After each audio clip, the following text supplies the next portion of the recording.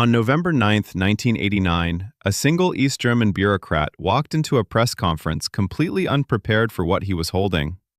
Günter Schabowski had been handed a memo about new travel rules that nobody had bothered to explain to him. When a reporter asked when those rules would take effect, he paused, scanned the page, and improvised one word: immediately. That word was wrong, it was unplanned, and it was never supposed to leave that room as policy. Within hours, thousands of East Berliners were flooding the checkpoints with a confidence that terrified the guards. And what no one in that room understood yet was exactly how irreversible those 4 seconds had already become. The Berlin Wall didn't fall to an army, or a treaty, or a president's ultimatum. It fell to a man who hadn't done his reading. Think about what that actually means. The most fortified border in Europe, 28 years of concrete and wire and shoot-to-kill orders, undone by a single unrehearsed guess. What was actually written on that memo?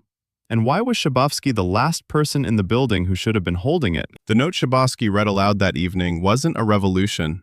It was a pressure valve. East Germany's leadership had watched hundreds of thousands of people flood the streets for weeks, and they needed to release some of that tension without actually surrendering anything. The plan was a limited travel reform. Citizens could apply for exit visas, go through the proper channels, wait for approval, and return home. It was bureaucracy dressed up as freedom, and it was supposed to begin the next day with checkpoints staffed, paperwork ready, and border guards fully briefed. Nobody told Schabowski any of that. He'd been at a foreign policy meeting all day while the memo circulated through the party, and when someone handed it to him minutes before the press conference, there was no briefing, no asterisk, no note saying, "Do not announce this yet." Each official in the chain had assumed someone else would handle the handoff. So the man who walked into that press conference carrying the most consequential piece of paper in post-war Europe had never actually read it.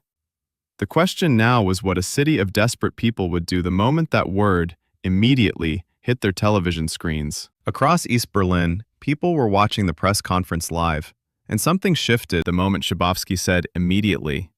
Some called their neighbors. Some just grabbed their coats and walked out the door, not entirely sure they believed it. What do you do when a government that has lied to you for 30 years accidentally tells you something you've always wanted to hear? The first arrivals at Bornholmer Straße checkpoint came in ones and twos, quiet, almost apologetic, presenting documents to guards who had received exactly 0 instructions. But word was moving faster than doubt, and within the hour, the trickle had become a crowd that pressed against the barriers with a strange, collective confidence.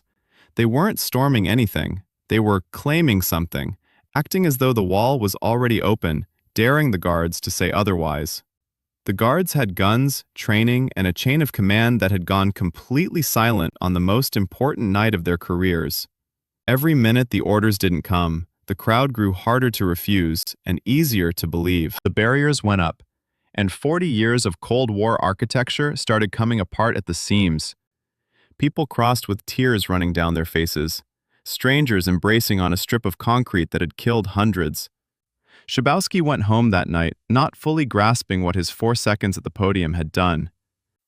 Within 11 months, Germany was one country again, for the first time since before most of its citizens were born. The wall had been built to hold an ideology together, and one unprepared man with a memo he'd never read dissolved it in a single press conference. Think about what that actually means. Not a general, not a president, not a revolution with a manifesto. A bureaucrat who guessed. The systems that held the world in place weren't granite and steel. They were assumption and habit, and nobody asking the right question.